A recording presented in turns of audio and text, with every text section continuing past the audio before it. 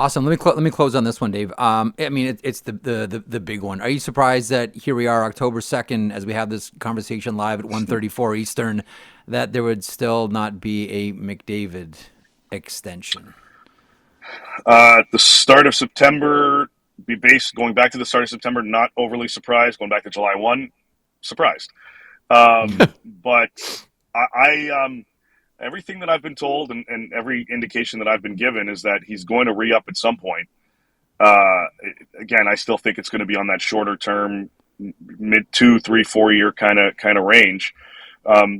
Simply because he wants to know what the longevity is of the Oilers. That narrative hasn't changed. And the Oilers are sitting back going, okay, you let us know when you're ready. They started the conversation with Jake Wallman's camp. I believe they started the conversation with Matthias Ekholm's camp as well. There's other orders of business that need to be taken care of in Edmonton, not only to fill a roster next season, but also to show their captain this is the direction we're going, and we mean business. Want to keep this going. But I don't get a sense that anything has changed for the negative. But again, a week to go, or less than a week now to the start of the season. It's entirely possible that that Connor just wakes up and says, "All right, get it done." But every day that goes by, Dave. But every day that goes by. Oh yes. But every day that goes by. Edmonton fans are very, very passionate. No, but it doesn't sound like them. No, I guess not. Sorry, my mistake. Everyone All. can be calm. It's a calm market. Yes, let's not get ahead of ourselves and Chicken Little this thing yet. Dave, great stuff. Looking forward to the new program starting next week. You and Irfan Gaffar, DFO, Daily Faceoff Insiders Edition. Very much looking forward to it, pal. Same here. Thanks, boys. See ya. There he is, Dave Pagnotta, the fourth period, and DFO Insider Edition Wednesdays here on Daily Faceoff YouTube channel. Couple things on McDavid. First of all, hang on. You don't want to Ben McDonald that one and say like, "Oh, I won't be watching." I won't be watching for that one for Dave. You want to McDonald this one? No. Well, I don't. I mean, I wouldn't be watching anyway because I don't watch any other hockey content other than the stuff you make. You know that. Oh, bless you. You. That, by the way, that's going to be an awesome show. That I'm glad Irf's doing. I'm sure it will be. It's going to be a good. Yeah, show. It's going to be awesome.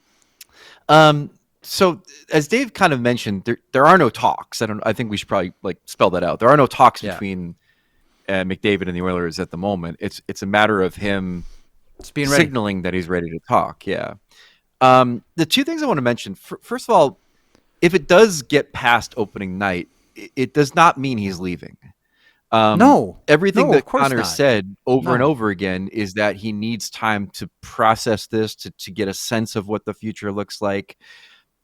Some of that is going to be in the first few months of the Oilers season to see what Howard and Savoy look like, for example, and just to get a sense of how things are feeling.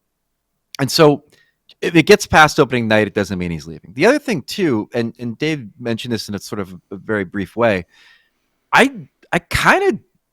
We've talked about 3 years as being the term for what a short-term contract for Connor would look like. Mm-hmm. And we've talked about 3 years because if you head to Puckpedia and you look at the Oilers roster, you could see that, Bouchard's up in 3. Bouchard is up in 4 and Nugent Hopkins is up in 4. So the end of the Connor McDavid 3-year extension would be the end of a significant amount of contention window for the Oilers.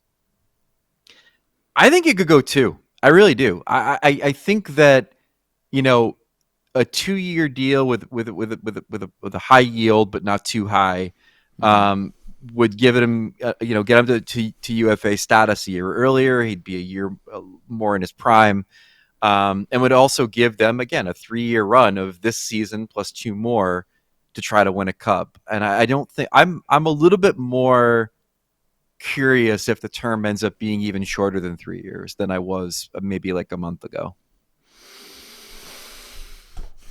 I wonder how many teams think that they have a shot right now, that they're counting the days too and saying it's October and he hasn't signed. I really wonder about that one. Obviously they can't do anything about it. I do too but I just wonder how many teams are saying, nah, he has made up his mind. Well, I wonder about it too, because the conventional wisdom across the league, no matter who you ask, is that he's going to stay for at least a couple of years. And so, I mean, is there anybody out there? Like we talked about that earlier this week with Eichel. Like, is Vegas going to keep their powder dry to see if maybe he wants to come there? I don't know.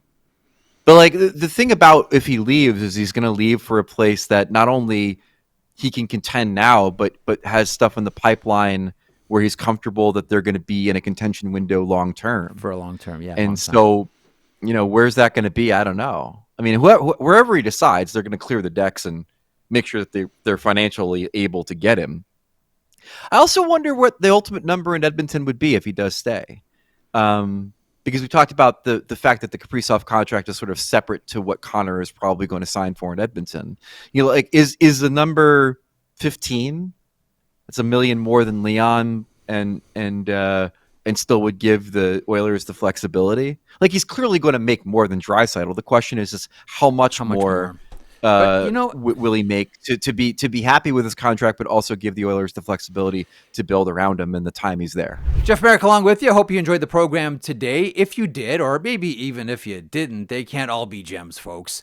Please hit the subscribe button. Also a reminder, every morning, 9 a.m. Eastern, Johnny Lazarus, Colby Cohen, I call them the Impact Players. You might know them as a tandem that makes up the Morning Cup of Hockey. Also DFO Live at noon Eastern. This year, your host Tyler Yaremchuk alongside Carter Hutton. Full day's worth of programming right here on Daily Faceoff, your favorite YouTube hockey channel. And as a reminder as well, Zach Phillips, our producer here for the sheet, said if you subscribe, he'll buy you a puppy. It's true. It's true.